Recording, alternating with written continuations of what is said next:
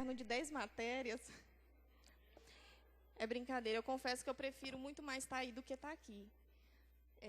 Não é bem meu forte ficar aqui em cima, mas eu creio que tudo que acontece é um propósito de Deus, né? Então, se Ele escolheu para que eu estivesse aqui hoje, eu espero que vocês realmente possam receber aquilo que Ele tem ministrado no meu coração, né? E que, assim como Deus tem falado comigo e tem sido bênção na minha vida, eu espero que vocês saiam daqui abençoados também. Né? Como a música que quando os meninos estavam dançando lá, né, que eles falaram do ensaio, quando eles estavam ministrando a questão do rio, né? Deus, na verdade, Ele libera bênção sobre a nossa vida e há um rio, e a gente decide molhar os pés, a gente decide molhar só até a cintura, a gente decide mergulhar. E que vocês possam decidir até que ponto vocês possam entrar em Deus nessa noite. Vocês querem entrar em Deus. Né? Que vocês possam decidir até que ponto vocês querem ser abençoados por Deus. Né? Porque eu creio que quando o Espírito Santo Ele faz, Ele toca e Ele fala, ninguém precisa falar mais nada. Né? Então, aproveite essa oportunidade, né, de abrir seu coração para que Deus possa fazer algo diferente, algo novo na sua vida, amém? Para quem está vindo hoje pela primeira vez, sejam bem-vindos também. Paz do Senhor, amém? Eu queria que vocês abrissem comigo no livro de Marcos, Marcos 26. Tem como vocês descer o púlpito um pouquinho para mim?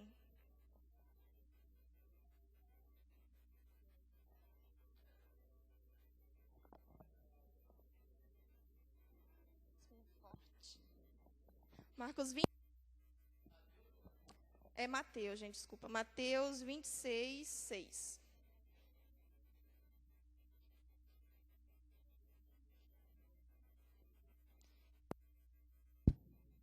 Amém?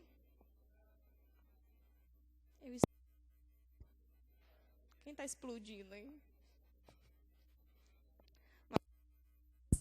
6. Vocês querem que eu volte para trás? O problema.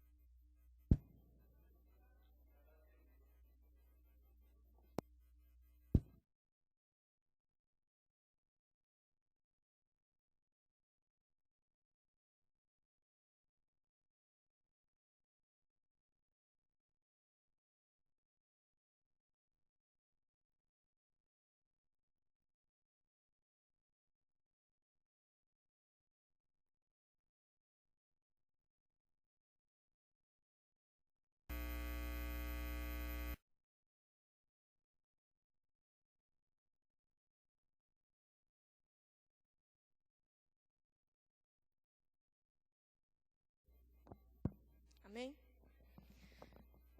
Mateus 26, versículo 6 a 8. Amém? E estando Jesus em Betânia, em casa de Simão, o leproso, aproximou-se dele uma mulher com um vaso de alabastro, com unguento de grande valor, e derramou-lhe sobre sua cabeça, quando ele estava sentado à mesa. E os seus discípulos, vendo isso, indignaram-se, dizendo: por que este desperdício? Agora vai lá em Marcos 14.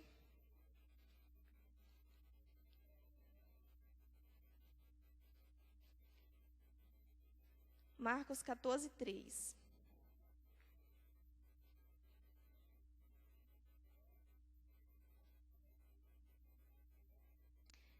14, 3 diz assim: e estando ele em Betânia, assentado à mesa, em casa de Simão, o leproso, veio uma mulher que trazia um vaso de alabastro, com unguento de nardo puro, de muito preço, e quebrando o vaso, lhe derramou sobre a cabeça. E alguns houve em si que se indignaram e disseram: para que se fez esse desperdício de unguento? Agora vamos lá no próximo livro, em Lucas 7, 36.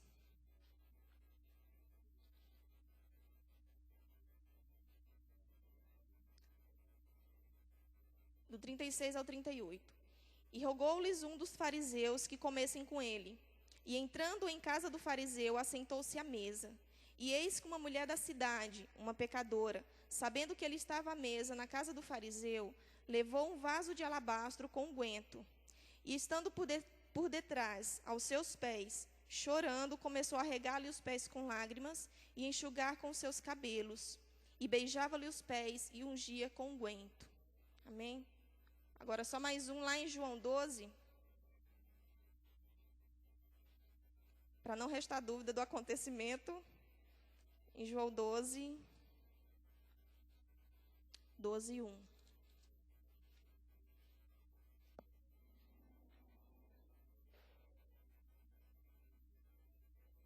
Amém?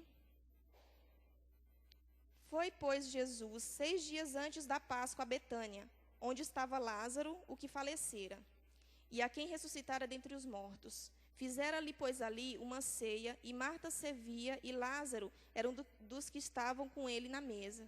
Então Maria, tomando um arretel de unguento de puro nardo, de muito preço, ungiu os pés de Jesus, e enxugou-lhe os pés com os seus cabelos, e encheu-se a casa com o cheiro do unguento. Amém? Eu queria que vocês fechassem seus olhos, amém? Vamos fazer mais uma oração. E, Senhor, nós declaramos nessa noite, Pai, que o nosso coração pertence a Ti, Senhor. Deus, em nome de Jesus, nós ouvimos palavras, nós lemos a Tua palavra, Deus amado, muitas vezes sabemos aquilo que está escrito na Bíblia, mas eu peço que nessa noite o Senhor venha com uma palavra revelada ao nosso coração, Deus. Uma palavra rema que venha mudar os nossos conceitos, Senhor. Que venha mudar as nossas atitudes, que venha mudar a nossa maneira de pensar. Deus, uma palavra revelada diretamente do Teu altar, ó Deus, que venha mudar, ó Deus, a intenção do nosso coração. Existem lugares dentro de nós que só o Teu Espírito Santo tem poder, Senhor, para tocar. E nós Te damos liberdade para tocar em nós, ó Deus. Em nome de Jesus, cada vida que está aqui nesse lugar, Senhor, que decidir Te receber, que decidir se abrir para o Senhor nessa noite, eu peço, Pai, que em nome de Jesus o Teu Espírito Santo opere a Tua obra, derrame da Tua graça, da Tua misericórdia, Senhor, do Teu perdão, ó Pai, e da Tua presença, Pai, em nome de Jesus. Amém, Senhor. Amém. Deu para confirmar nos 4 evangelhos um ocorrido, né, um acontecimento, quando Jesus estava lá na casa de Simão, que chega a mulher e derrama o perfume, e essa história muita gente já conhece. E eu não vou pregar sobre Maria, porque todo mundo sabe que eu sou a fã número 1 dela, mas eu não vou falar sobre ela. Né? Nessa noite eu queria falar com vocês sobre algo que Deus ministrou no meu coração há um tempo atrás, e Ele voltou a martelar dentro de mim durante essa semana, quando eu estava pensando e meditando sobre o que eu ia falar nessa noite.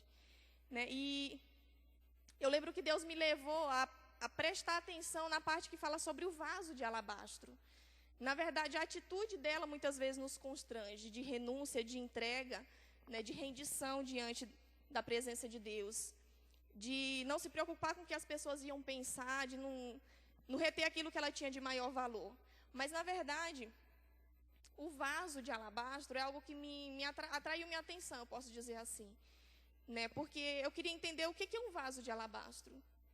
Né, o que é isso, como que ele era feito, por que era um vaso de alabastro. Né, e a Bíblia fala que ele tinha um unguento de puro nardo, de muito valor, e dizem algumas pessoas que era como se fosse o valor de um ano inteiro de trabalho. Né, e, na verdade, assim, o perfume ele tinha um valor muito grande para aquelas pessoas daquela época. Né, hoje em dia ainda existem alguns perfumes caros, mas mesmo os perfumes mais caros, hoje em dia, é mais acessível para algumas pessoas. Todo mundo pode comprar um perfume bom, né? Um perfume cheiroso que é onde você passa, deixa o rastro, deixa a sua marca, seu cheiro. E hoje em dia existem vários tipos de vaso ou de frascos que contêm esses perfumes. Né? Eles falam que os melhores perfumes estão nos menores frascos. Existem frascos de vidro, né, de plástico, vasos de barro, como muitas vezes a gente está acostumado a falar, mas na verdade isso era um vaso de alabastro. E, de acordo com o dicionário bíblico, o vaso de alabastro está mais ou menos assim. Era um frasco feito de pedra artesanalmente. Né? E no nosso dicionário normal, diz assim, que era uma espécie de mármore muito branco e pouco resistente. Então, na verdade, era um frasco feito de pedra. E é por isso que eu pedi para os meninos ainda colocar umas pedras aqui, e eles caprichou, né? Botou umas pedrinhas bem que dá para enxergar. Na verdade, era um frasco feito de pedra, uma espécie de mármore. E ele era pouco resistente, mas fala que ele era algo feito artesanalmente. Né? Já pensou assim, um artesão, um artista pegar um pedaço de mármore e esculpir um vaso naquela pedra. Né? Então, assim, ele precisava de muito cuidado. Ele precisava se preocupar com os mínimos detalhes, assim como a gente vê aqueles quem tem habilidade com isso, né? Quem tem facilidade, tem que ser artista mesmo para pegar uma coisa sem forma e transformar em algo tão real. E quantas pessoas conseguem esculpir em gelo, né, em cimento, na areia do mar, em tanta coisa. E, na verdade, esse vaso era um vaso esculpido na pedra. Então, na verdade, ele era uma coisa muito frágil, que se o artista não tivesse muito cuidado em lidar com ele, poderia quebrar. Uma pancada fora do lugar, ou mais forte, poderia quebrá-lo.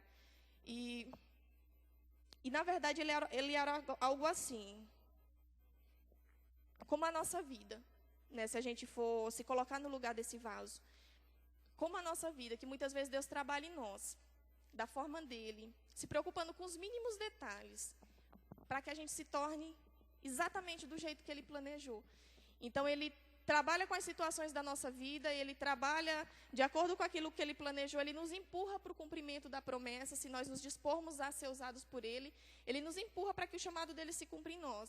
Mas, durante essa trajetória, ele vai trabalhando, né, assim como esse artista trabalhava trabalhava nessa pedra, nesse mármore, para que ele se tornasse um vaso. E o vaso, ele continha algo que era de grande valor. Né? Então, o desejo do coração de Deus é realmente trabalhar em nós, para que a gente possa oferecer para ele algo de valor. Né? As circunstâncias da nossa vida, eu tenho entendido que ou a gente se afasta de Deus, ou nos aproxima de Deus e faz com que nós venhamos a oferecer a ele a nossa perfeita adoração. Né? Então, eu queria falar, na verdade, sobre pedras. Né? E muitas vezes a gente olha para uma pedra, a gente vê uma pedra tão sem graça. Né? Pedra não faz nada, pedra não fala, pedra não anda. Pedra é uma coisa muito chata. Né? Por exemplo, se a gente chamar essa pedra, mandar essa pedra sentar aqui, ela não vem. Mas se os meninos pegaram a pedra lá fora e trouxeram para cá, ela veio. E ela ficou aí desde a hora que eles colocou. Então, a pedra, aparentemente, é uma coisa inútil. Assim como nós, diante da presença de Deus. Nós temos que ser como uma pedra na presença de Deus. Não que nós somos pessoas inúteis, né? Mas, na verdade, como uma pedra inútil e dependente de alguém para se locomover, nós temos que ser assim na presença de Deus. E Deus me mostrou algumas passagens, algumas coisas que, vamos dizer assim, que a pedra foi usada, que foi de grande importância na vida de alguém, né? Que Deus usou pedras. E eu queria que vocês abrissem comigo, primeiro lá em 1 Pedro. Lá em 1 Pedro 2.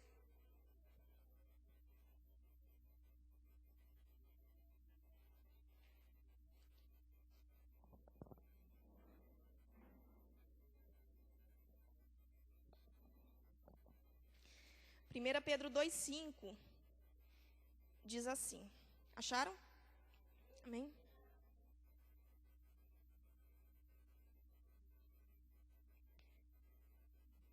Amém?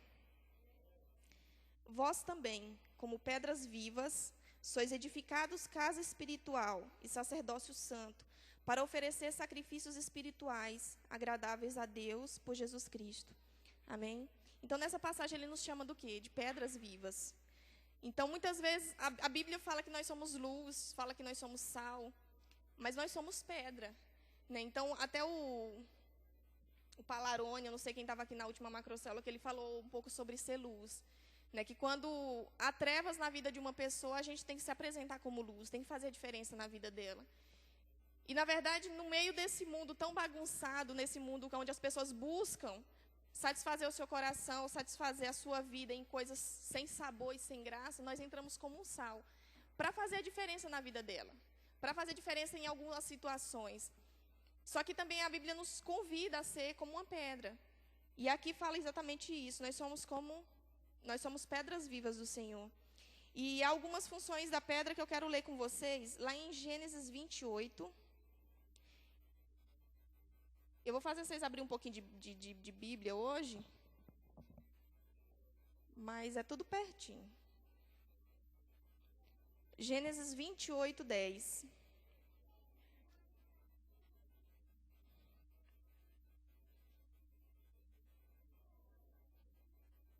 Amém? Partiu, pois, Jacó de Beceba, e foi-se a Harã.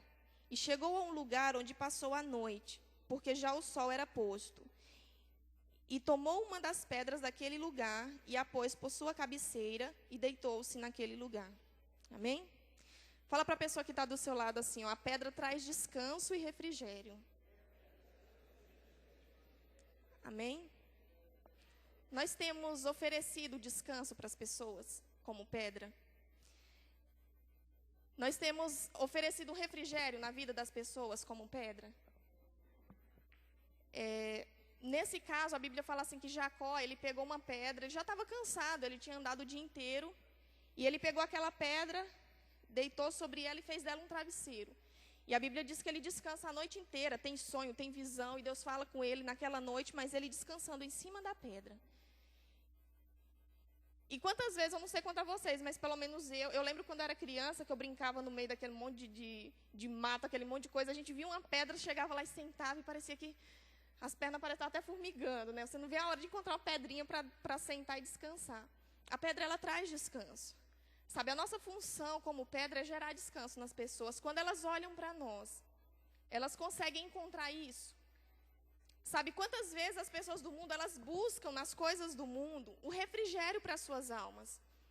Né? Elas buscam nos prazeres que a carne oferece, o refrigério para elas, um descanso, algo diferente. E é lógico que o mundo não tem isso para oferecer. Deus nos chamou para fazer isso. Como pedras, nós temos que oferecer esse descanso. Mas, às vezes, uma pessoa chega para nós para conversar sobre um problema, né, para falar uma dificuldade que ela está enfrentando, aí ela senta e fala, eu preciso falar com você. Nossa, minha vida está uma bagunça. Aí você já começa. A minha também. A minha está pior do que a sua, porque eu estou assim, porque eu estou assim, porque eu estou assim. E, em vez da pessoa receber um descanso, um refrigério, ela sai dali mais pesada do que quando ela se aproximou da sua presença, de você, da sua vida. Né? E então, será que a gente tem oferecido esse descanso? A Bíblia diz aqui que a pedra, ela fez com que Jacó, que era um homem de Deus, pudesse descansar sobre ela. Nós temos, assim, oferecido um certo descanso para as pessoas que são usadas por Deus na nossa vida. Né? Existem discípulos que, assim, parece que o prazer dele é chamar atenção.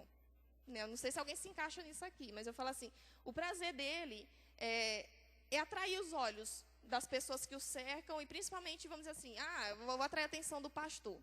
Em vez daquela pessoa começar a buscar Deus para que os líderes vejam ela, para que o pastor olhe para ela, para que as pessoas vejam que ela é um vaso nas mãos de Deus, ela começa a querer chamar a atenção fazendo coisa errada. E em vez dela oferecer descanso para a liderança, para os líderes, para os pastores, para os amigos, muitas vezes ela leva cansaço, peso. Sabe, Deus não nos chamou para cansar as pessoas, Deus nos chamou para andar junto. Né? E para falar assim, quando você precisar de mim, eu estou aqui. Sabe, quando você estiver cansado, assim como Moisés, quando estava orando lá, né, as mãos de Moisés cansavam, via os amigos dele, levantava, falou, eu estou aqui para te ajudar, viu? A luta está pesada, está difícil, eu estou aqui, eu vou orar com você. Eu vou jejuar, eu vou aliviar o fardo, né, eu vou aliviar o peso, eu vou te proporcionar um descanso. Sabe, o que eu vou falar aqui, eu queria que vocês analisassem e se servir para a vida de vocês, que vocês possam tomar algumas atitudes, assim como eu tenho tomado na minha vida, para que isso se torne uma realidade. Né? Deus nos chamou para isso, para ser um descanso, para oferecer esse descanso. Outra coisa que me chamou a atenção nesse texto, a Bíblia diz assim, que Jacó, ele pegou a pedra e colocou embaixo da sua cabeça, e fez ela de travesseiro. Já pensou se a pedra olha para Jacó e fala assim, eu não quero ficar aqui não, eu vou ficar em cima da sua cabeça, e pula na cabeça dele? Em vez de trazer descanso, ele ia machucar. Né? Muitas vezes a gente não quer ficar onde deve ficar. Olha para a pessoa que está do seu lado e fala assim, você tem que ficar embaixo. É embaixo que a gente deve ficar. Sabe, o nosso maior problema muitas vezes é que a gente acha que está muito acima das outras pessoas. A gente acha que é muito melhor. A gente faz mais bem feito, sabe? O que eu faço é mais bem feito. As minhas atitudes são melhores. Eu não tenho defeito. Aí a gente senta e começa a apontar o dedo para aquele que talvez não tenha tantas qualidades quanto você, né? E acha que você é melhor. E, na verdade, a Bíblia nos chama para estar sempre embaixo. Né? Aquele que quiser ser o primeiro, sirva a todos. Aquele que realmente quer ser grande no reino de Deus, ele saiba diminuir aqui nessa terra. A Bíblia diz que aquele que quiser ganhar a sua vida vai perder. Mas aquele que estiver disposto a abrir mão da sua vida, das suas vontades, dos seus conceitos, dos seus desejos, por amor a Deus, esse realmente vai encontrar a verdadeira vida. E é isso que nós devemos entender. O meu lugar é sempre estar embaixo. Não ser menos, não se sentir rejeitado, mas entender e ver as pessoas como algo precioso de Deus. E não, é sempre você em primeiro lugar. Não, vai você primeiro. Não, eu deixei para você o maior pedaço de bife, como ele sempre fala, né? Pode pegar a coxa do frango. A gente tem uma dificuldade muito grande de abrir mão das nossas vontades, de estar embaixo. Porque é do ser humano querer ser melhor. E nós temos que buscar nos aperfeiçoar naquilo que Deus nos chamou para fazer, aperfeiçoar aquilo que a gente já faz, mas nunca tentando subir em cima da cabeça de ninguém. Amém? Vocês entenderam o que eu quis dizer com isso? O nosso lugar é estar embaixo, é ter um coração de servo, é entender que Deus nos chamou para facilitar a vida das pessoas e não dificultar. Como crentes, como igrejas, como noiva, a nossa função é facilitar a vida das pessoas. Amém?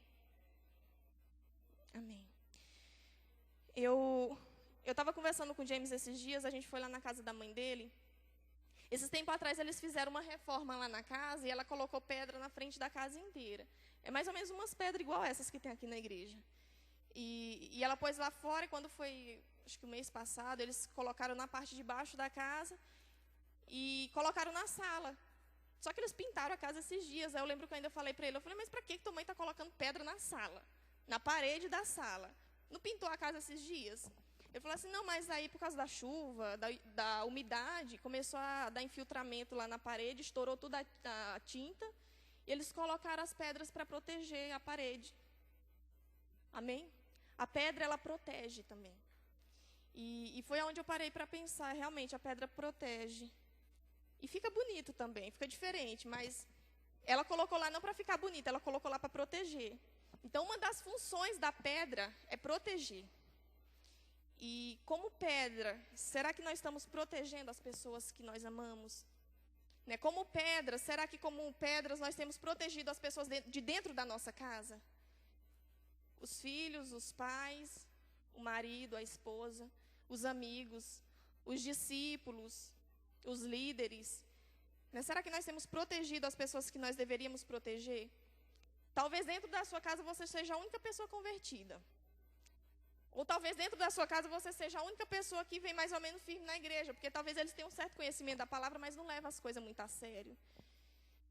E vamos dizer assim, como uma luz naquele lugar, ou no trabalho, ou na escola, na faculdade, você tem protegido as pessoas daquele ambiente. Existem muitas coisas que o diabo ele não faz na vida das pessoas, porque nós estamos ali. Esses dias a gente estava conversando com a minha mãe essa semana, eu nem lembrava disso. E a gente começou a conversar sobre a casa que ela morava ali na descida de Jardinópolis, que a gente fala que era mó legal. A gente ia dormir lá e acordava de madrugada e via demônio andando dentro de casa e escutava os negócios. Eu lembro uma vez de madrugada que eu levantei para ir no banheiro. Na hora que eu voltei, tinha o quarto dela assim e a gente dormia assim. Foi um tempo que a gente morou com ela. Aí o quarto dela era assim. Eu lembro quando eu fui virar assim para entrar no quarto, eu olhei. Aí em cima do ventilador tinha 2 demônios voando assim, ó. E a cama dela embaixo. E eu olhei para aquilo, eu baixei a cabeça, olhei de novo, entrei dentro do quarto. E era assim, altas emoções, né? Era direto, todo dia. E a gente brinca muito com isso hoje, porque foi um tempo de muita tribulação na nossa vida. E principalmente na vida dela. Porque foi um tempo que ela não vinha na igreja, ela não era convertida. Meu pai começou a piorar, porque, na verdade, ser meio, como diz a Valquíria, safadinho. Ele sempre foi. Né? Então, assim, ele começou a se superar. Né, naquele tempo, e eu estava grávida da Yasmin, eu estava grávida já com barrigão. A Laura começou a Laura teve um problema no sangue, né, que a gente ficou até com medo, achando que era leucemia. E foi assim, um tratamento de Deus. Aí a gente foi para lá. Eu lembro que aí a gente alugou a nossa casa, foi morar com ela. porque a gente estava pagando, acho que o financiamento do carro, nós não ia dar conta de pagar o carro, eu parei de trabalhar para cuidar da Laura, levar ela para o HC e tal, uma bagunça. Resumindo, a gente foi para a casa dela. E a gente conversando essa semana, ela falou assim, eu acho que só não aconteceu algo pior com a minha vida porque você estava lá. Eu nunca tinha parado para ver por esse lado. Né? Porque, assim, matar ela, ele tentou fazer isso várias vezes. Só que a gente estava ali e a gente orava. E mesmo no meio daquela muvuca que o diabo sempre levantava para amedrontar a gente, né? Quantas vezes a gente acordava com ele sufocando, pessoas gritando, rindo, andando, eu sozinha dentro de casa, eu e minha barriga e a Laura dormindo no berço.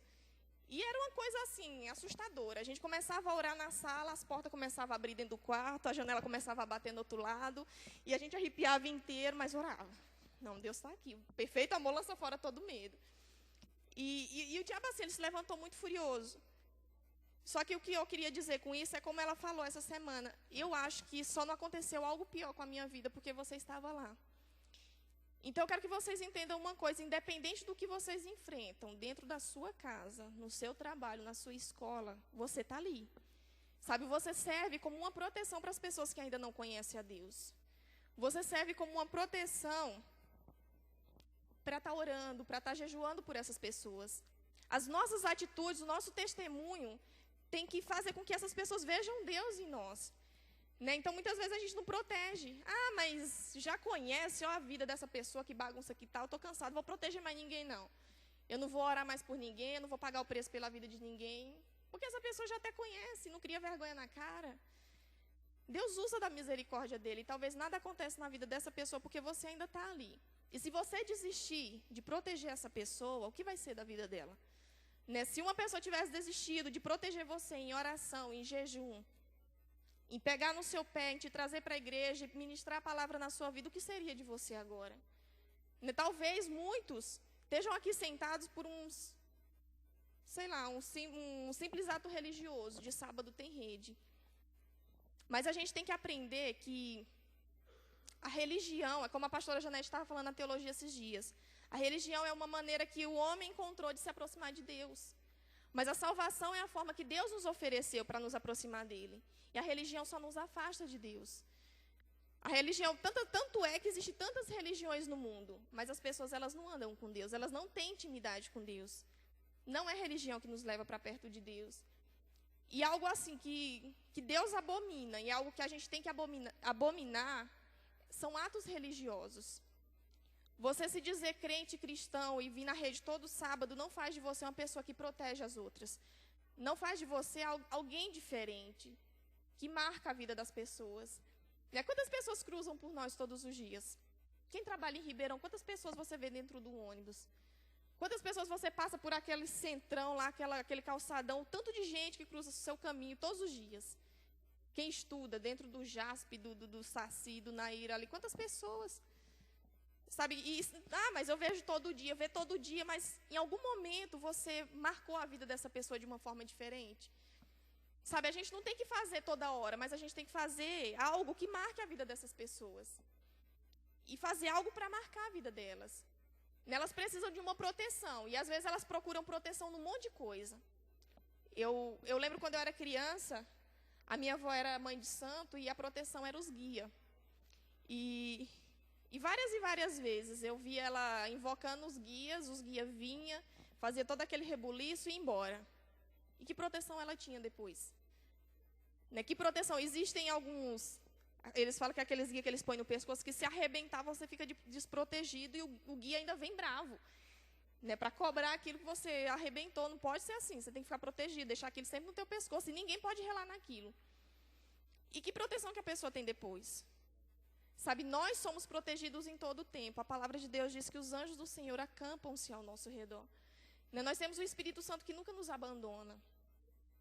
E ninguém nos dá o direito de simplesmente abandonar o mundo carente, que está tão necessitado de pessoas para estar ali, cobrindo e protegendo.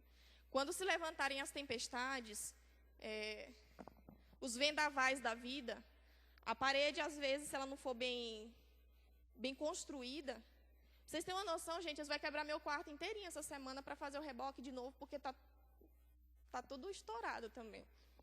Aí virou uma bagunça lá em casa. Eu falei para ele, vamos colocar pedra.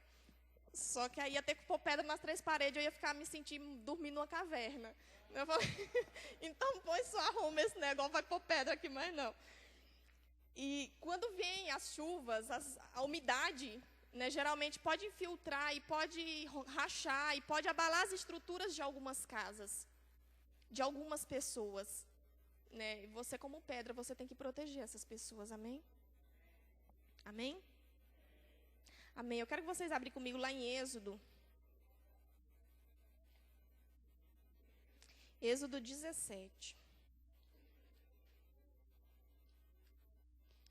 Isso aqui é uma outra função da pedra também.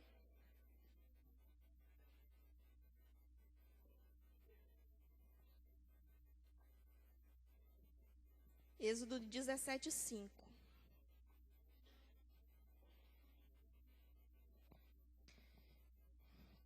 Diz assim, ó. Então disse o Senhor a Moisés: passa diante do povo e toma contigo alguns dos anciãos de Israel, e toma na tua mão a tua vara com que feriste o rio, e vai. E eis que eu estarei ali diante de ti sobre a rocha, em Horebe, e tu ferirás a rocha, e dela sairão águas, e o povo beberá.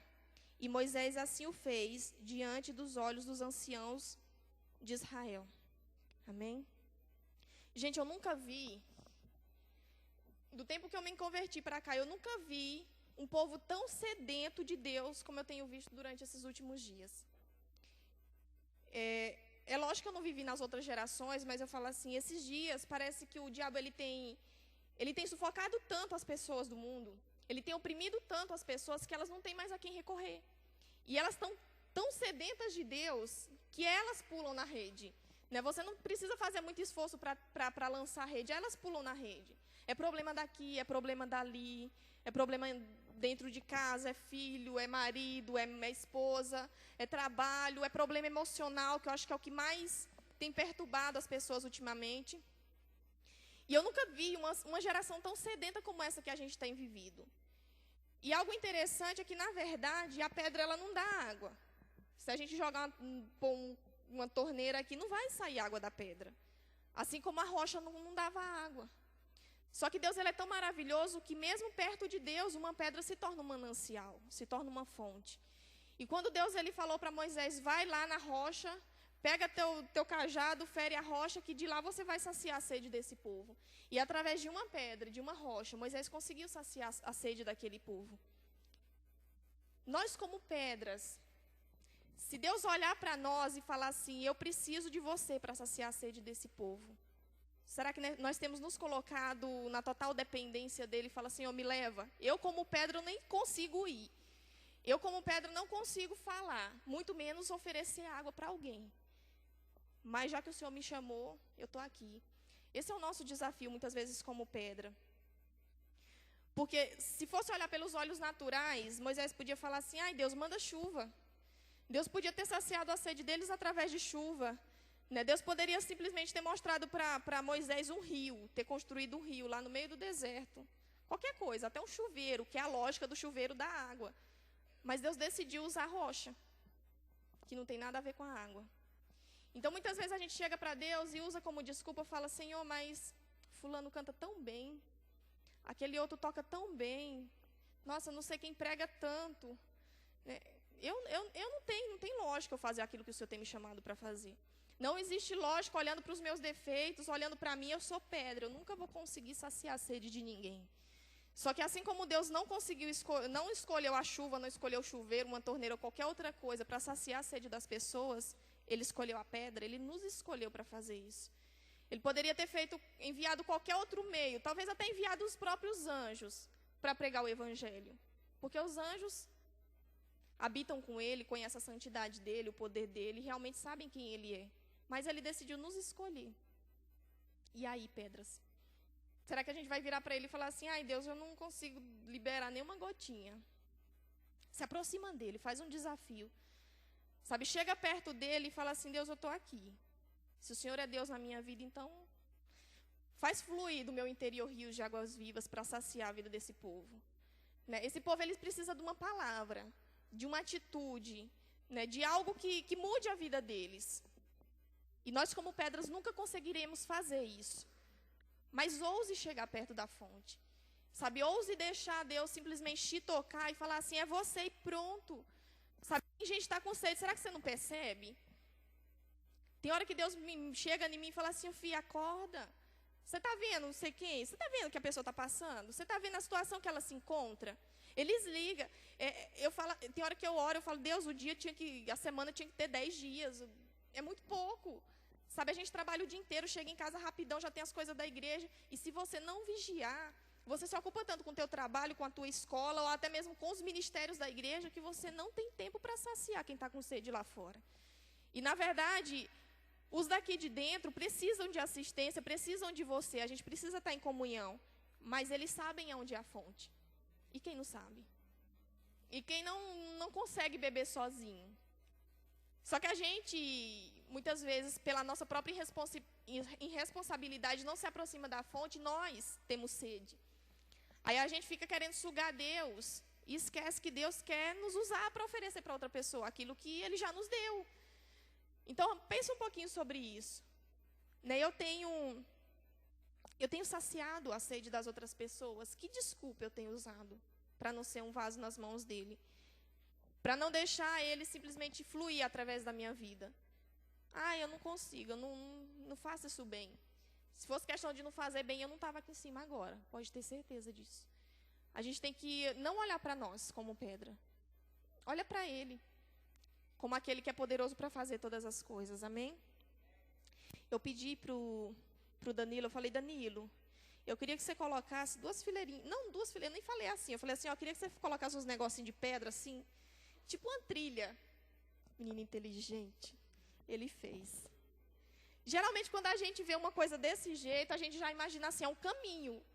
É uma trilha. Alguém tem que passar por ali, né? E ver aquelas casas chique, bonita, quando geralmente tem aquele... Ou tem um monte de pedrinha assim, um monte de pedrinha assim, assim é liso, né? Ou não tem pedrinha lá, não tem pedrinha aqui, você tem que ter pedrinha assim. Você sabe que é o caminho que você tem que passar, né? É bonito. E uma coisa que eu lembrei, quando eu estava pensando em pedra, é que a pedra, ela ensina o caminho.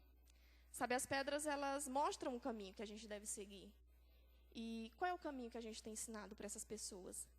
Sabe, qual é o caminho que a gente tem ensinado? Eu quero repetir isso para as pessoas da nossa família.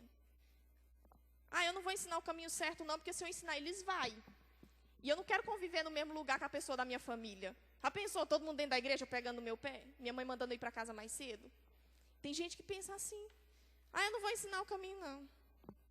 Ou ele já sabe o caminho, eu não preciso reforçar o ensino. Deixa ele se virar sozinho, eles descobrem. O caminho, ele mostra onde as pessoas devem chegar. Alguém nos ensinou. E a gente tem que ensinar isso para alguém. Se você tivesse a oportunidade de virar para uma pessoa e falar como Paulo, será que nós falaríamos? Mais ou menos assim, seja o meu imitador, me imita, me segue. Porque eu sigo a Cristo, então você me segue porque eu sigo a Ele, você vai para o caminho certo. Será que a gente teria ousadia para falar isso? Senhor, vem. Né? Senhor, não, venham as pessoas e me seguem porque eu sigo a Cristo. Que caminho, que direção nós temos mostrado para as pessoas? Ou, vamos na rede de sábado. É bom, é diferente. Vamos na célula, quarta-feira tem célula, a gente vai na célula. Aí sai da célula, você se comporta igualzinho os seus amigos do mundo. Ou você se comporta até pior. Né? Eu estava conversando com a Lilian antes de começar a rede, e comentando sobre uma moça que ela está evangelizando na escola. E tem ela e tem mais uma que é de outra igreja também. E ela falou assim que às vezes essa outra menina da outra igreja chega para conversar com a menina que ela está evangelizando, aí já olha e fala assim, nossa, Lília, eu não quero falar com ela. Porque a Lília fala uma coisa de um lado, aí a menina chega outra, você tem que curtir, você tem que sair. E a menina é casada. Você tem que sair, você tem que não sei o quê. E ela mesma fala assim, Lília, eu tenho nojo quando eu escuto ela conversar comigo. Então, resumindo, tem pessoas que se dizem filhos de Deus, crentes, eu vou na igreja. Mas que caminho essa pessoa tem mostrado para as outras pessoas que não conhecem o caminho? Sabe, esses dias eu estava orando, eu lembro que eu fechei o olho, e eu imaginei como a areia de uma praia, bem fininha, e como umas pegadas. E eu lembro que eu falei assim, Jesus, eu quero seguir os teus passos. Eu quero pisar exatamente onde o Senhor pisou, para que eu não venha vacilar, para que eu não venha desviar, para que eu não venha errar o caminho que o Senhor tem me ensinado. E eu lembro que eu, com os olhos fechados, eu comecei a seguir aquelas pegadas. De repente veio uma onda e apagou, e voltou e apagou. Eu falei, Deus, e agora? O que eu sigo? Deus falou assim para mim, mesmo quando vierem as ondas, se você estiver em mim, você vai saber que caminho você deve seguir. Então, é nesses momentos em que a gente tem que estar ligado em Deus. Saber aonde a gente pisa. Saber para onde a gente tem conduzido a multidão. Gente, se Moisés não soubesse, vocês têm noção da bagunça que ia virar aquele povo saindo um monte de gente do Egito? Tinha uma terra para ele chegar. Só que Moisés, assim, não tinha noção de onde era a terra. Moisés não sabia como chegar naquela terra e quando eles iam chegar naquela terra. Só que Moisés, ele tinha uma nuvem durante o dia para protegê-los do calor. Ele tinha uma coluna de fogo para clarear o caminho e para aquecer eles durante a noite. E Moisés seguia a nuvem. Quando a nuvem se movia, Moisés e todo o povo ia. Quando a nuvem parava, Moisés parava. Moisés, ele tinha algo para seguir. E com aquilo, ele sabia onde ele tinha que chegar, ele sabia para onde ele tinha que ir, as pessoas seguiam ele. E nós sabemos aonde a gente tem que chegar? Nós temos seguido a nuvem de Deus? Ou às vezes a gente olha para a nuvem e fala assim, nossa, a nuvem está devagar demais, eu tenho que chegar mais rápido. Deus tem uma promessa para a minha vida, isso vai se cumprir e eu vou correr. Só que a nuvem está parada. Né? Ou então a nuvem começa a andar e você simplesmente fica sentado, esperando Deus te pegar no colo e te levar para algum lugar. Então nós temos que tomar muito cuidado para onde nós temos conduzido. Para onde nós temos conduzido? Aqueles que não conhecem e aqueles que conhecem a palavra de Deus como líderes. Quem é líder aqui? Para onde você tem conduzido os seus discípulos? E a gente fez uma reunião com os nossos líderes de célula esses dias para trás. E eu fiz essa pergunta para eles. Para onde vocês têm levado o povo? Se chegar diante de Deus agora, o que você vai falar para Deus dos teus discípulos? Ai, Deus, esse me deu muito trabalho, eu desisti. Esse outro aqui não queria nada com nada. Esse outro aqui só pensava em bagunçar. Esse outro aqui, eu nem tive tempo para esse aqui, porque eu estava preocupado com aquele outro. E a gente, cadê? Cadê o povo que Deus nos confiou? Gente, Moisés não desistiu, não. Moisés não deixou para trás aquela multidão que murmurava, reclamava, brigava. Ele conduzia o povo pelo caminho até chegar na terra prometida. E eu queria convidar vocês a pensar nisso. Eu tenho conduzido as vidas que Deus tem me confiado. Eu não falo que você tem a obrigação de conduzir toda a sua geração. Mas quanto mais pessoas nós levarmos para a presença de Deus, melhor. Amém? Então, a pedra faz o quê? Ensina o caminho. Amém?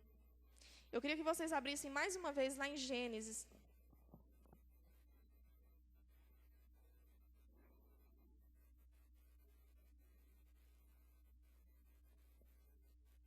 Gênesis 28 de novo. Que horas são, Pel?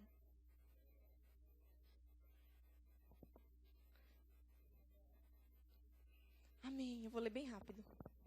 Gênesis 28, 18. Diz assim. Então levantou-se Jacó pela manhã de madrugada e tomou a pedra que tinha posto por sua cabeceira e a pôs por coluna e derramou azeite em cima dela. Vê o 22. E essa pedra que tenho posto por coluna será a casa de Deus, e tudo quanto me deres, certamente te darei o dízimo. Lá em Gênesis 35, um pouquinho para frente, 35, 14.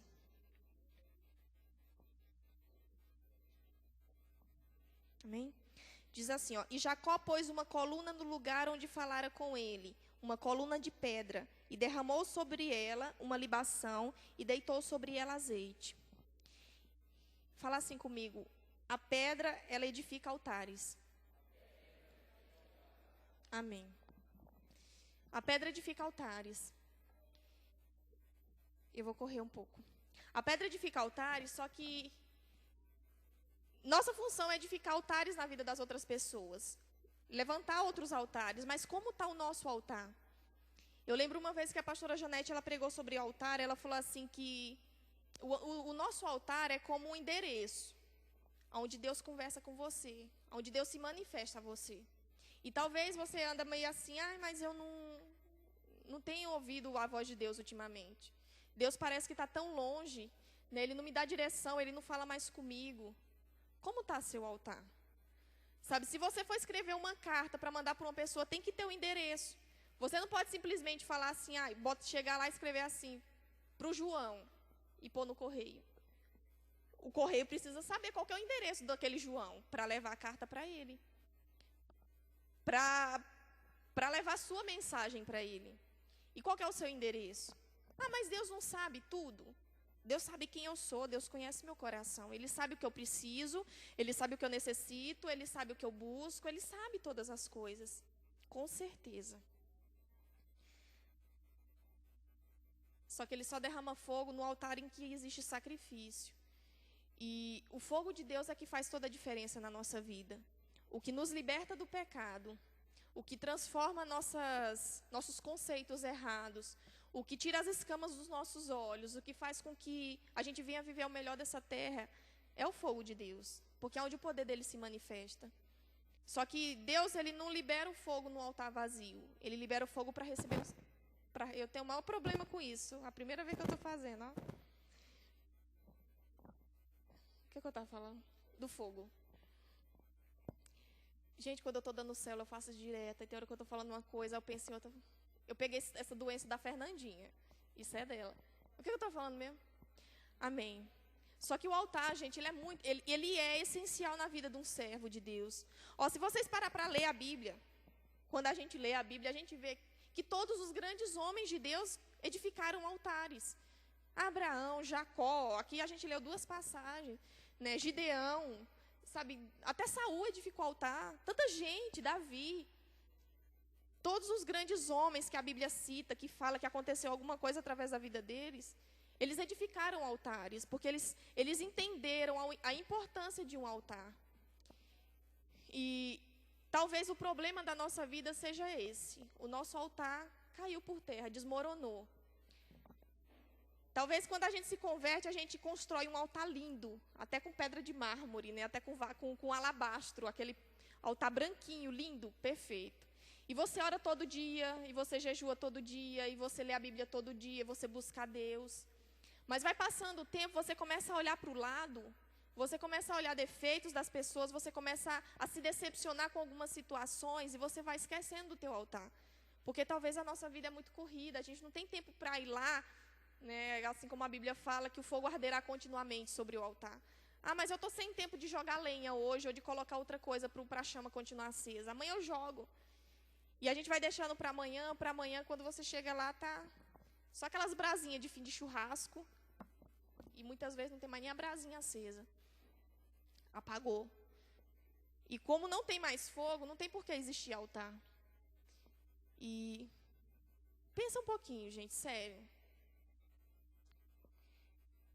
Como está a vida? Como está o altar de vocês? Sabe, isso é algo tão sério, porque sem altar a gente vai acabar afundando a religiosidade. Sem altar nós nos tornamos pessoas que murmuram, que criticam, que observam o que os outros fazem, mas que não mergulham no rio de Deus. Sabe, como está o seu altar? Deus, ele é tão misericordioso que todos os dias ele sempre nos lembra que nós devemos edificar altar, que nós devemos voltar para Ele, que nós devemos buscar a presença dEle, que Ele tem algo novo para a nossa vida, que Ele é que nos fortalece todo dia. Se você falar que existe um dia que Deus não te lembra em alguma coisa, que a presença dEle é real na sua vida, é mentira. O sol existe para te lembrar disso. Sabe, os pássaros cantam para te lembrar disso. Tudo acontece para te lembrar disso. Sabe, Deus criou isso para nós. Tudo Deus faz em nosso favor. E Ele quer nos lembrar todos os dias. Nós somos um altar. Né? E precisa existir um endereço para que realmente Ele se manifeste, para que Ele fale. Esses dias eu estava conversando com a Flávia, eu falei, eu sinto tanta saudade, porque antes de eu voltar a trabalhar, todo dia de tarde, assim, eu tinha um encontro marcado com Ele. Né? Era horário, tinha encontro marcado, porque eu sabia que Ele me esperava naquela hora. Eu ficava agoniada se eu não estava ali naquela hora, porque eu sabia que Ele estava ali. Eu lembro que eu levava a Yasmin na escola, aí eu voltava para casa, o Levi já estava quase dormindo. Era o Levi. O Levi já estava quase dormindo, as crianças iam para a escola, o Levi dormia e eu ia para a sala. Porque tinha alguém que estava me esperando no meu altar. E eu construía esse altar e com hora marcada e todo dia eu estava ali. Aí eu voltei a trabalhar. E eu já não tinha mais esse tempo para estar no altar todo esse dia, na horinha marcada. Gente, isso dá uma saudade que vocês não têm noção. Quando a gente para vamos dizer assim, as práticas, né, do primeiro amor, sente muita falta. Quem realmente teve uma experiência profunda com Deus, ou se aproximou, decidiu se aproximar dele, você sente muita falta quando você não está perto dele. E é lógico que eu oro durante o dia inteiro na fábrica. Eu brinco assim, que de manhã eu falo com Deus e à tarde Deus fala comigo. Né, porque a gente reveza. De manhã eu oro e de tarde ele que ministra no meu coração, ele que fala comigo, ele responde. E é mais ou menos assim, só que aquele tempo, para você olhar para ele e falar assim, Deus, eu sou um lixo. Né, Deus, eu sou um nada. A gente tem que fazer esse tempo. Nem que seja de madrugada. A gente tem que ter esse tempo. Às vezes eu ligo para o Pel meia-noite, falo, Pel, vem aqui em casa para a gente orar. Aí o Pel sobe. Dá 5 minutos ele está lá em casa. A gente apaga a luz, põe um DVD e pronto. Aí é aquele tempo. E é muito bom. Só que a gente tem que ter um tempo nosso também sozinho com Deus. Essa semana, na quinta-feira, tinha célula. Aí o James falou assim, você vai dar célula hoje ou é eu? Que a gente faz junto. Eu falei, não, você vai hoje. Aí a Jéssica falou assim, você vai fazer o quê? Eu vou ficar em casa. Eu e Deus em casa. Vocês levam as crianças, vai todo mundo para a igreja, eu vou ficar em casa. Ai, deixa eu ficar. Na hora que ela ia sair, né? Deixa eu ficar. Eu falei, mas você nem sonha com uma coisa dessa, some daqui. Aí sumiu todo mundo e eu fiquei, eu e Deus. Gente, é bom demais. Sabe, é uma coisa assim que não existe explicação. É aquele amor que o coração dói, né? Como o rapaz falou. É o amor que dói, que você quer estar perto dele, que você precisa dele. E você só vai sentir isso se você tiver com o teu altar em pezinho, tudo reguladinho, tudo prontinho. E oferecer a ele aquilo que você tem de melhor. Só para terminar, eu queria que vocês abrissem lá em 1 Samuel.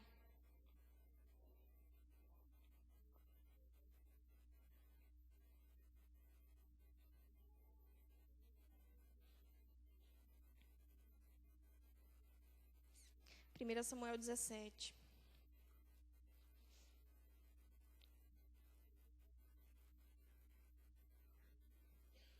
Uma das coisas que mais mexeu comigo em relação à pedra foi essa. 1 Samuel 17, 49.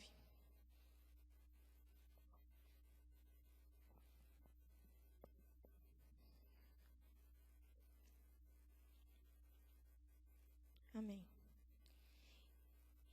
E Davi meteu a mão no alforje e tomou dali uma pedra, e com a funda lhe atirou, e feriu o filisteu na testa, e a pedra se lhe cravou na testa, e caiu sobre o seu rosto em terra. Amém? E Davi meteu a mão no alforje e tomou dali uma pedra, e com a funda lhe atirou, e feriu o filisteu na testa, e a pedra se lhe cravou na testa, e caiu sobre o seu rosto em terra. Amém? E talvez você fale assim, mas eu não tenho conseguido edificar altar, eu não tenho conseguido proteger ninguém, eu não tenho conseguido saciar a sede de ninguém, eu não tenho conseguido mostrar o caminho para ninguém, porque existe algo na minha vida que me impede de fazer tudo isso. Tem um gigante que se levantou contra mim, que me impede, me segura, me amarra, eu não consigo. Só que algo muito interessante que Deus fala nessa palavra, nessa passagem aqui, que a pedra ela derruba gigante. A pedra lança gigante por terra. E o mais interessante é que a pedra em si, ela não tem poder algum para derrubar um gigante. Era uma pedra pequena. Senão Davi não ia conseguir lançar ela com estilingue. Né? Tem lugar que fala que é peteca. Lá na Bahia não, lá no Maranhão é baleadeira. Então cada lugar tem seu nome, mas uma pedra pequenininha eles lançam com aquilo. E aquilo matou um gigante, derrubou o gigante.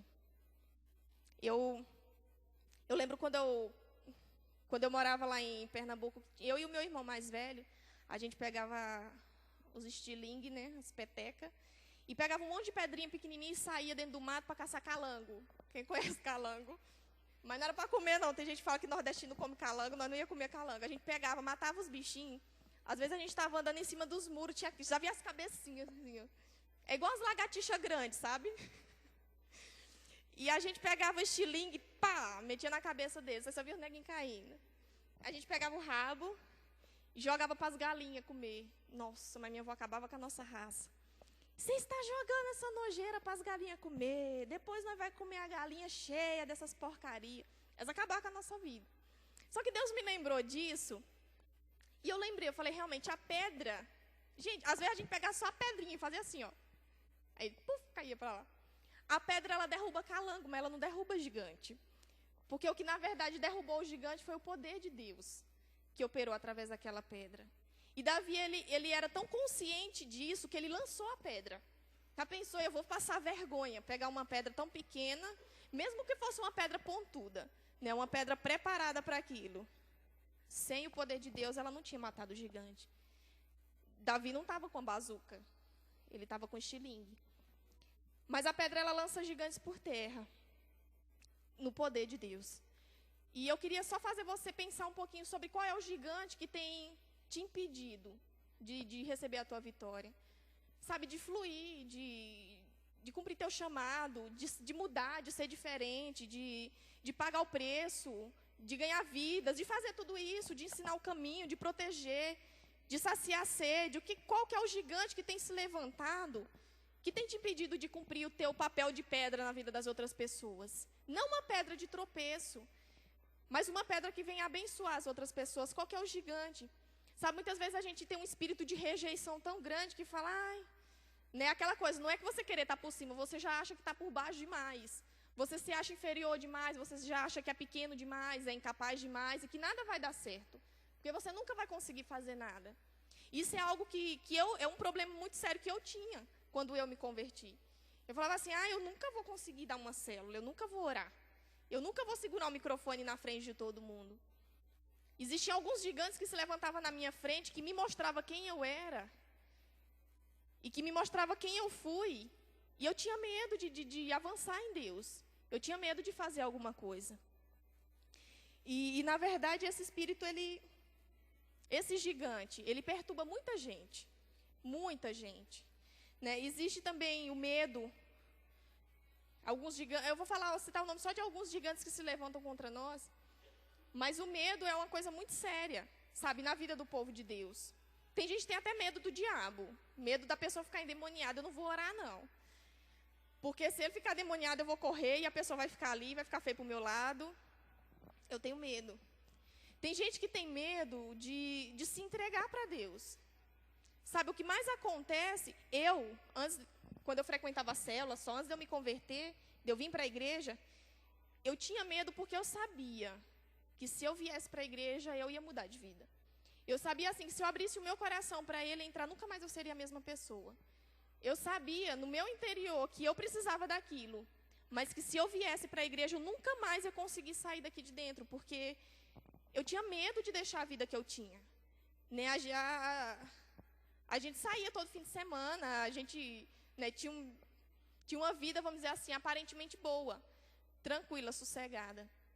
Só que quando se levantavam os gigantes, mesmo a gente estando no mundo, aí é onde a gente, nossa, alguma coisa tem que mudar. E os gigantes começaram a se levantar, e o gigante dos problemas da nossa vida se tornou maior do que o gigante do medo de se entregar para Deus. Aí a gente veio para a igreja. Aí caiu por terra todo mundo, né? O gigante do medo, o gigante dos problemas, e ainda existe, lógico, como todo mundo. Mas eu falo, aqueles gigantes de ontem não é os mesmos que a gente tem que enfrentar hoje. Porque a gente simplesmente decidiu se lançar, deixar Deus lançar como uma pedra. O medo não pode dominar a vida de um servo de Deus. Não pode. O perfeito amor lança fora todo medo. Então, se a gente está em Deus, se o amor dele está em nós, por que sentir medo? Medo do quê? Medo do que os outros vão dizer. E eu não vou entrar no ministério porque eu tenho medo de fazer errado, eu tenho medo de sair fora, eu tenho medo de dançar errado, de cair. Eu tenho medo de fazer as coisas erradas, eu vou chamar a atenção, os olhos de todo mundo vai se virar para mim. Eu tenho tanto medo. Gente, não permitam que o medo roube aquilo que Deus tem para a sua vida. Não permita isso. Sabe, o diabo, ele é muito sujo, ele não brinca. E muitas vezes quando a gente começa a descobrir aquilo que Deus tem para nós, a primeira coisa que ele faz é lançar o medo. Deus tem, mas você nunca vai conseguir chegar lá. Deus até prometeu, mas na tua vida isso não vai se cumprir. Né? Então, lance esse medo por terra. Amém? Talvez outro gigante seja o pecado. Alguém tem uma prática de pecado que fala, ai, mas isso faz tanto tempo que aflige a minha vida, que eu vivo nisso, que eu faço isso, que nem é peso mais hoje em dia. Sabe, e a gente acaba literalmente com o coração de pedra, que não sente mais a presença de Deus, que não sente mais a palavra penetrar no seu coração. Ai, não é mais para mim. Tudo que ela está falando eu já sei. Mas eu não estou falando novidade, eu estou falando que está na Bíblia. Se você já leu ela, você sabe disso. Mas o que eu quero que você entenda é que o pecado, ele é pecado e sempre vai ser pecado. E em pecado, sem santidade, é impossível você se aproximar de Deus. Então, não adianta nós virmos na igreja e ter uma vida religiosa e viver em pecado. Você vem na igreja, mas você não tem vida com Deus. Você vem na igreja, mas você não se aproxima da presença dEle. Por isso que você não consegue construir altar. Por isso que você não consegue fluir em Deus. Por isso que você olha muito a vida dos outros. Porque é muito mais fácil a gente cauterizar a nossa mente para aquilo que Deus tem para nós e simplesmente apontar os defeitos das outras pessoas. Porque se eu for me levantar para fazer algo, Deus traz aquilo que está em oculto. Então, deixa eu ficar escondidinho. Enquanto eu estou escondidinho, ninguém sabe do meu pecado, ninguém sabe das minhas falhas, ninguém sabe dos meus erros. Né? Gente, o pecado, ele tem que ser lançado por terra. Nós somos diferentes. Sabe? Já entendeu isso? Nós somos diferentes. Nós temos que ser diferentes. O pecado, ele não pode dominar sobre um filho de Deus. Ai, eu não consigo. Quando eu ver, eu já fiz, caí. Tinha que cair mesmo e quebrar a cara, porque não pode, gente. Deus, aquele que nos chamou, Ele é poderoso para nos aperfeiçoar. Ele é poderoso para nos santificar, Ele é poderoso para nos limpar. E muitas vezes Ele vem, Ele limpa, e a gente vai e se lança na lama. Aí volta tudo sujo, com a cara arrebentada. Deus vai, limpa, cuida, ajuda, ajeita. Aí a gente vai lá e se lança na lama. Você acha que Ele vai ficar te limpando até quando? Ai, porque Deus, Ele me ama. Ele te ama. Ele te ama tanto que você ainda está aqui hoje para ouvir tudo isso. Sabe, eu não sei qual é a situação da vida de ninguém aqui. Glória a Deus por isso. Mas eu quero que você analise um pouco sobre isso. O pecado tem sido algo que tem te barrado de realmente fluir em Deus. E só mais uma coisa para acabar em questão de gigante. O teu passado é algo que se tornou um gigante na sua vida. Tem gente que fala assim, mas eu passei tanta coisa, eu enfrentei tanta coisa, nossa, eu sofri tanto. Você nem conhece a minha história, porque se você sentasse para conversar comigo, você ia chorar comigo, você ia ver que eu tenho motivos para ter esse gigante. Eu tenho motivo suficiente para não deixar Deus trabalhar em mim, ou para não me levantar e fazer aquilo que Deus me chamou para fazer. Eu conheço uma pessoa que eu não lembro se com 7 ou 8 anos. Eu lembro que um dia ela estava num lugar e estava toda a família, estava todo mundo, sei lá, estava bebendo, estava fazendo alguma coisa. E chegou um parente dela e entrou no quarto e ela estava no quarto e ele abusou dela, ali dentro. E passou, ela não tinha nem noção daquilo que estava acontecendo, porque ela era pequena, ela era inocente. Ela não tinha noção de nada daquilo que estava acontecendo. Só que com o passar do tempo, acho que com, sei lá, devia uns 10, 11 anos, isso aconteceu de novo. Mas com outra pessoa. E, na verdade, começou a acontecer com frequência na vida dela isso, com essa mesma pessoa. E várias vezes, quando aquilo acontecia, ela chegava no quarto dela, ela começava a chorar desesperada. Ela falava, Deus, me perdoa. E eu sei que o Senhor não me ama. Eu sei que o Senhor não me olha, eu sei que eu sou suja, eu sei que eu nunca vou merecer o teu amor, mas Deus me perdoa. E ela chorava muito quando aquilo acontecia. Como se fosse culpa dela. Ela sentia como se ela fosse a única culpada naquela situação, mas na verdade ela não era, ela não tinha culpa nenhuma do que acontecia. E depois aconteceu de novo com uma outra pessoa. E assim, olhando para a vida dela, para o passado dela, né, talvez ela teria todos os motivos para falar assim, eu nunca vou conseguir ser feliz. Eu nunca vou conseguir amar alguém ou ser amada por alguém, porque na verdade ela se sentiu uma coisa. né? Ela se sentia como um objeto, alguém ia usar. Alguém que se aproximasse ia abusar dela de alguma maneira. Ia tocar nela de uma forma errada. Alguém ia se aproximar dela só por interesse. Então, foi com essa mentalidade que ela começou a buscar a Deus. Ela ia para a igreja, ela se converteu, Deus começou a trabalhar na vida dela. Só que era essa mentalidade que ela tinha. Por que eu estou falando isso? Às vezes a gente olha para a nossa vida e fala assim, nossa, eu enfrentei tanta coisa, e minha família era uma bagunça, e tinha isso, tinha aquilo. Gente, nada do que você tenha passado, no teu passado, tenha acontecido na sua vida, justifica você continuar com esse gigante. Eu lembro que teve um tempo atrás que eu comecei a orar em relação a isso, e eu falei assim, Deus, por quê? Por que o Senhor permite algumas coisas na vida de algumas pessoas? Por que o Senhor permite que isso aconteça? E eu lembro que quando eu estava orando sobre isso, eu lembro que chegou uma menina para mim e falou assim, Fabiana, eu preciso conversar com você. Aí ela começou a conversar comigo, ela falou assim, Fabiana, meu pai abusa de mim. Ele abusa de mim já faz bem 3 anos já. E ela chorava muito, ela chorava, ela se tremia, ela falava assim, ele tem que me proteger. Você entende? Ela olhava para mim e falava, você entende? Ele é meu pai, ele tem que cuidar de mim. Ele não pode fazer isso comigo. Ele tem que me amar, o papel dele, a função dele é cuidar de mim. Ele não pode fazer isso. E assim, ela foi uma história totalmente bagunçada. Depois, na mesma semana, chegou outra. E começou a contar, meu padrasto fez isso e isso comigo. Na outra semana chegou outra e falou assim, o meu tio me abusou dos 7 aos 11 anos. Fez isso e isso comigo. Eu ficava espantada, porque durante esse tempo eu estava orando para Deus me falar o porquê disso.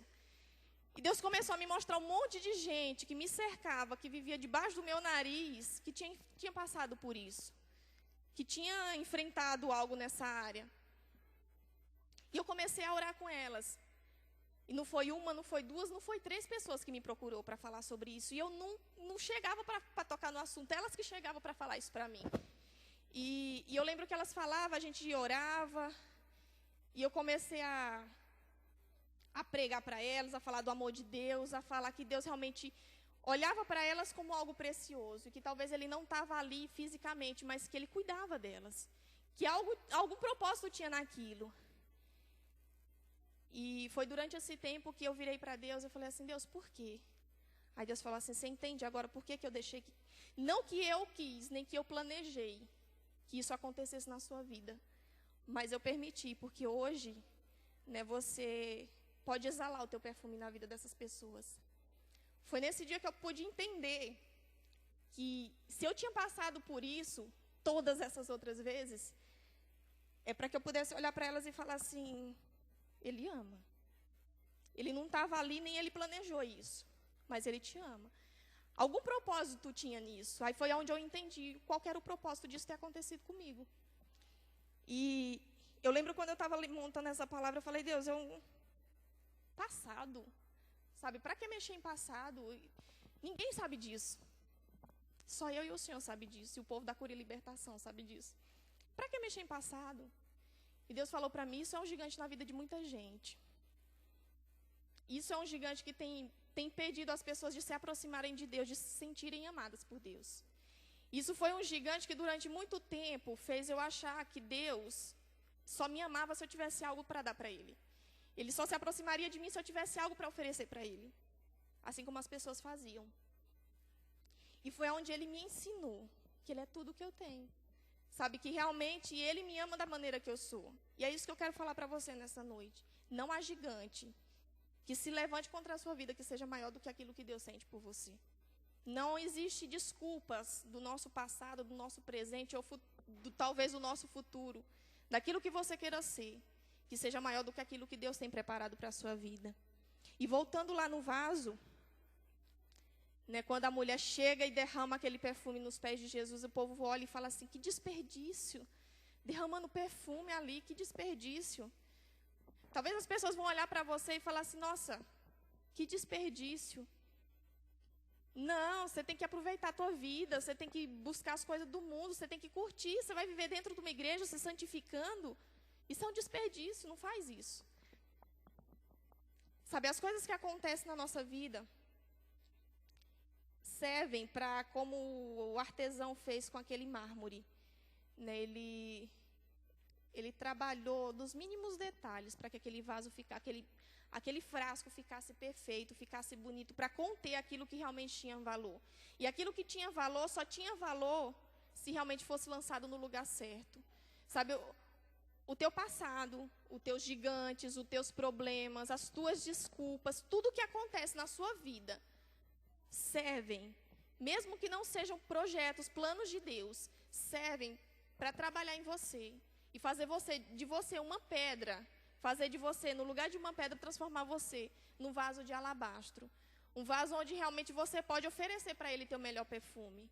É quando eu olho para a minha vida, ou quando eu olho para a vida de outras pessoas que eu vejo que enfrentam o que eu enfrentei, ou que passam pelo que eu passei, ou coisas até piores, bem piores. Eu olho para a vida dessas pessoas e aí eu consigo olhar para Ele, entregar para Ele a minha mais perfeita adoração. Porque é onde eu enxergo, Deus, o Senhor é o único que me ama como eu sou. O Senhor realmente é o único merecedor da minha essência, daquilo que eu tenho de melhor e mais valioso.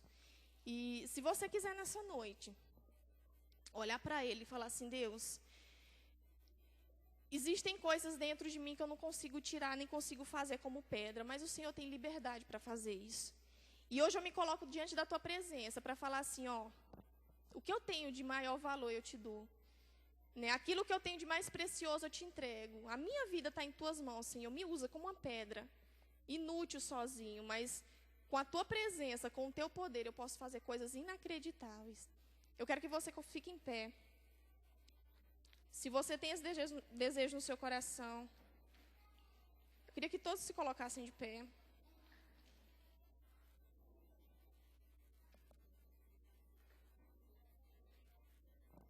Amém. O pessoal do louvor. Amém. Alguém pode apagar a luz?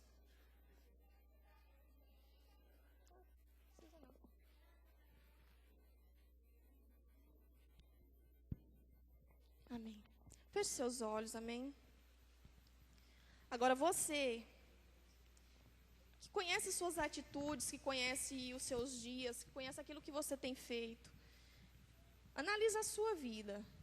Sabe, assim como eu tenho feito com a minha. Analisa a tua vida e vê como você tem se comportado, como você tem abençoado outras pessoas como pedra.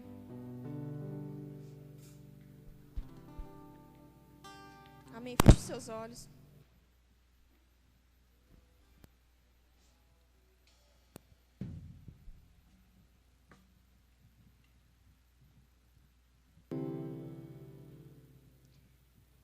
Eu tenho certeza que alguma coisa você tem para falar para Deus agora.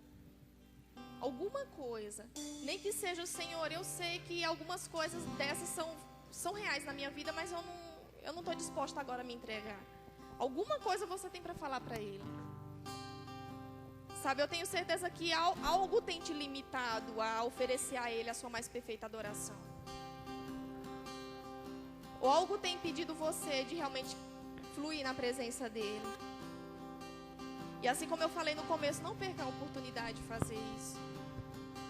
Não porque eu estou pedindo, mas porque a presença do Espírito Santo, ela chegou aqui muito antes de nós. Ela preparou esse dia, essa noite, esse momento, para que algo pudesse mudar dentro do nosso coração. Para que algo pudesse ser diferente a partir dessa noite. Se você sair daqui com o coração duro como você entrou, se você sair daqui com as mesmas práticas que você entrou, se você sair daqui da mesma forma que você entrou, a presença de Deus, ela não tem sido real na sua vida.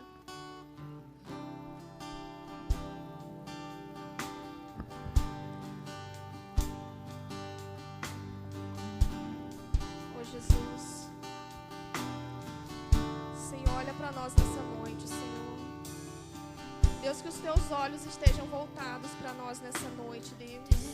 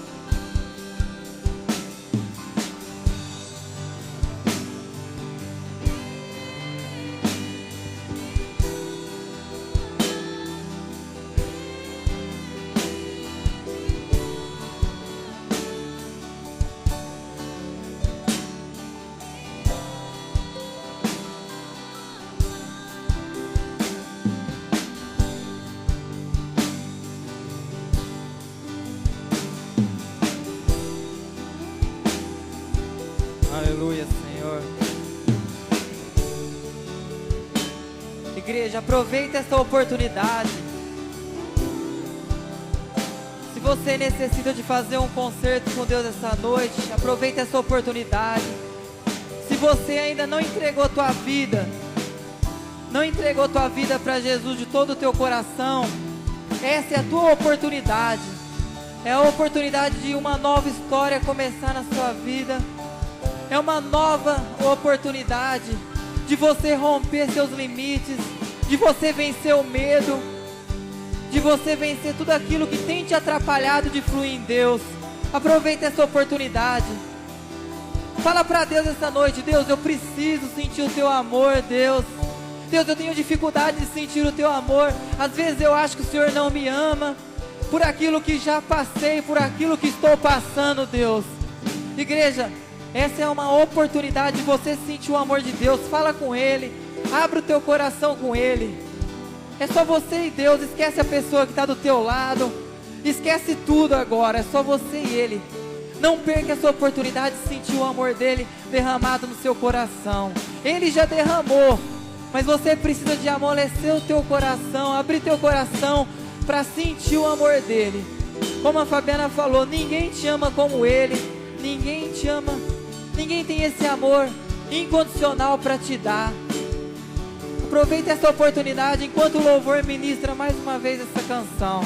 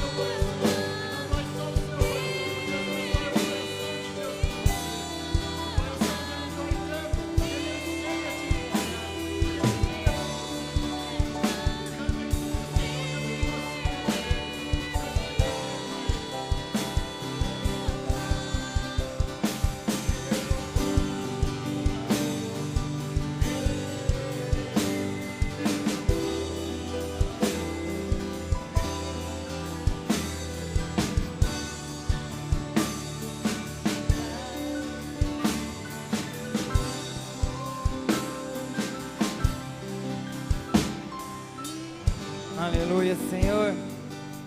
Pai, nós colocamos diante de Ti, Senhor, nossos corações, ó Pai.